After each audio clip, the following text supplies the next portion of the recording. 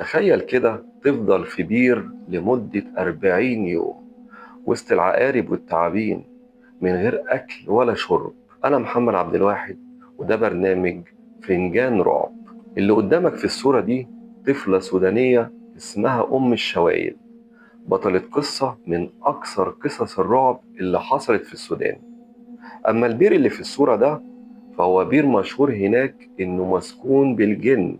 وفتح عينك وخلي بالك وركز معايا قوي. حكايتنا بتبدأ سنة 2010 في السودان مع بطلة قصتنا واللي كانت اسمها أم الشوايل. كانت بتعيش مع أبوها وبتساعده في رعاية الأغنام. بعد وفاة والدتها اللي كانت متوفية من فترة كبيرة، والد أم الشوايل كان بيعتمد عليها اعتماد كبير في مساعدته في رعاية الأغنام، واللي كانت بالمناسبة المهنة الرئيسية ديت، ومعاها مهنة الزراعة لمعظم سكان القرية اللي بيعيشوا فيها. بس خليني الأول أكلمك عن والد أم الشوايل. الشخص ده كان معروف عنه إنه دجال ومهتم بمجال السحر والأعمال والحاجات دي. أعوذ بالله، الأمور كانت ماشية تمام ومستقرة لحد ما نيجي في يوم، وكالعادة خرجت أم الشوايل الصبح بدري علشان ترعى الأغنام وتأكلها. وعدى اليوم بشكل طبيعي جدا، ومع بداية دخول الليل وده الوقت اللي المفروض ترجع بيه بالأغنام وترجع البيت، أم الشوايل كانت متعودة إنها هي قبل ما ترجع على البيت تعد الأغنام طبيعي، تشوف الأغنام اللي طلعت بيها كام ورجع بيها كام، علشان تطمن إن مفيش فيها حاجة ناقصة. يمكن حاجة تاهت كده ولا كده، أو واحدة من الأغنام سرحت بعيد عن باقي القطيع هنا أو هنا. لكن تتفاجئ أم الشوايل إن في عدد 4 أغنام ناقصين. العدد الناقص 4، طبعا عدد مش قليل، مش واحدة ولا اتنين، دول 4. فضلت تدور عليهم في محيط المنطقة اللي كانت بترعى فيها، لكن ما لقيتش ليهم أي أثر، علشان تكون النتيجة النهائية إن في 4 أغنام ضاعوا. الرعب والخوف اتملكها، وده يرجع إن أبوها كان قاسي جدا عليها، ورد فعله لما يعرف اللي حصل هيكون عنيف جدا، لدرجة إنها كانت خايفة ترجع البيت. لكن في النهاية سلمت أمرها ورجعت على البيت، رغم إن هي فضلت تدور طول اليوم لحد ما فقدت الأمل. رجعت وهي مرعوبة من رد فعل أبوها، وأول ما شاف الخوف على وشها وسألها إيه السبب اعترفت له بكل حاجة، علشان يكون رد فعله العنيف كما هو متوقع. والد أم الشوايل نزل عليها ضرب مبرح بعصاية بطريقة غير آدمية وبشكل متواصل، لحد ما انتهى الأمر إنه عرض عليها اختيارين. الاختيارين أغرب من بعض، وهي إن هي تختار يا يقتلها يا يرميها في البير.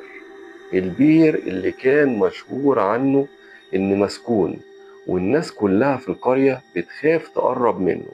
وخليني أقولك إن والد البنت دي ما كانش عاوز يعمل فيها كده فعلا بغرض الانتقام بسبب الأغنام، لأ، ده كان معتقد إن اللي حصل ده سببه الجن، وإن الأغنام اللي ضاعت سببها إن الجن والشياطين والسحر والأعمال بتاعته ما بقتش جايبة نتيجة، وإنه كان محتاج يقدم بنته ليهم قربان علشان يرضوا عنه زي ما هم عايزين أو زي ما طلبوا منه. البنت فضلت تفكر، وبما إن أبوها هيقتلها لو ما اختارتش بنفسها، فالنهاية اختارت إن هي تترمي في البير. وبالفعل خدها من إيديها للبير المعجور وشالها ورماها فيه وسابها ومشي. البنت وقعت جوه البير اللي كان عمقه 38 متر. لكن اللي حصل أثناء السقوط واللي منعها إنها تموت من الارتفاع الكبير دوت 38 متر، إن كان في غصن شجرة اصطدمت فيه، كان محطوط بعرض البير، وده اللي قلل قوة الاندفاع للأسفل، فبالتالي نزلت البير سليمة. رجع والدها البيت، وتاني يوم تظاهر قدام الناس خالص وقدام الجيران مفيش مشكلة، وإنه بنته أم الشوالي اختفت وتايهة ومش لاقيينها. والموضوع ده حصل في ظروف غامضة هو ما يعرفش عنه حاجة، وده علشان يخفي التهمة عنه، محدش يشك إن ليه يد في الموضوع. فضلت أم الشوايل في البير محدش يعرف عنها حاجة خالص. وبالمناسبة البير ده كان جاف وكان ملاذ آمن إنه يسكن فيه التعابين والعقارب والخفافيش، لحد ما يعدي كام يوم ومجموعة من الأطفال بالصدفة بتلعب قريب من البير ده. أم الشوايل سمعتهم وفضلت تصرخ بأعلى صوت علشان حد يسمعها وينقذها، بس الأطفال مجرد ما سمعوا الصوت هربوا بسرعة من المكان، لأن زي ما قلنا قبل كده إن المكان ده كان معروف عنه إنه بير مسكون بجن. فالأولاد هنا افتكروا إن ده صوت الجن، وبالتالي جريوا، ما خدوش في إن اهتمام إن في ممكن يكون في حد فعلا وقع في البير. لدرجة إن هم لما راحوا لأهاليهم قالوا لهم اللي حصل واللي سمعوه، أكدوا عليهم الأهالي إن محدش يقرب من البير ده تاني لأنه فعلا مسكون.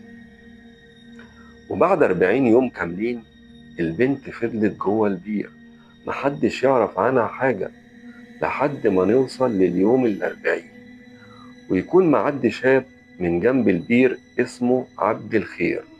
الشاب ده سمع صريخ قوي جدا طالع من البير، بسرعة رجع على أهل القرية والجيران وحكى لهم اللي سمعه، وأكد لهم إن ده صوت إنسان مش حاجة تانية ولا جن زي ما هم معتقدين.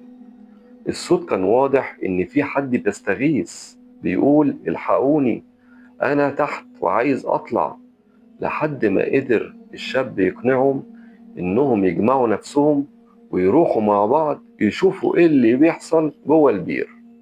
وبالفعل الأهالي اتجمعت وراحوا عند البير علشان يتأكدوا فعلا إن في صوت صريخ، وصوت مش طبيعي، ده صوت صريخ بشري جوه البير. بدأت الناس تقلع العمامات وتجيب الحبال وتجمع كل حاجة علشان يكونوا حبل، والحبل ده فعلا اتربط. عبد الخير ربطه ومساعدة الناس ونزل لحد عمق البير تحت علشان يشوف قدامه إنسانة مش باين منها ملامح، وده لأن الطين كان مغطيها تماما. ده مش بس كده، عبد الخير الشاب اللي نزل لها اكتشف إن البنت حواليها كمية كبيرة جدا من الخفافيش والعقارب، لدرجة إنه قبل ما يطلعها من البير اضطر يقطع شعرها بسكينة كانت معاه، وده لأن كان شعرها مليان كمية عقارب ومش قادر يسلكهم من بعض. بدأ عبد الخير يصرخ ويطلب من الناس ينزلوا له أحبال تانية علشان يربط البنت ويطلعها، وبالفعل قدر بمساعدة الناس إن هم يطلعوها. وتكون الصدمة هنا لما يكتشفوا إن أم الشوايل الطفلة المفقودة من 40 يوم. بسرعة وصلوا البنت للمستشفى وبلغوا أبوها، وبدأ الدكاترة في عمليات الإسعافات والإنقاذ. وصلت الشرطة علشان تحقق وتستجوبها وتعرف سبب نزولها البير. وهنا كانت المفاجأة، حكت أم الشوايل كل حاجة وقالت إن أبوها هو اللي عمل فيها كده، وقالت كل اللي حصل بالتفصيل. بسرعة الشرطة قبضت عليه وجابته وسألوه ليه عملت كده في بنتك، لكنه أنكر كل الكلام ده وقالوا إنه ما حصلش، وإن هي اللي كانت بتلعب في المنطقة دي ورمت نفسها في البير. لكن اللي أثبت التهمة عليه هو شهادة السكان اللي أكدوا إنه شخص مهتم بأعمال السحر، وإن التصرف اللي عمله ده ما كان إلا تقديم البنت قربان للشياطين علشان يرضوا عنه وعن أعماله. الغريب إن بعد ما أم الشوايل خرجت من المستشفى والشرطة عرضت عليها أقوال والدها، رفضت إنه يتحاكم أو يتحاسب. لا حول الله، شوف هو عمل إيه في بنته وهي بتعمل معاه إيه.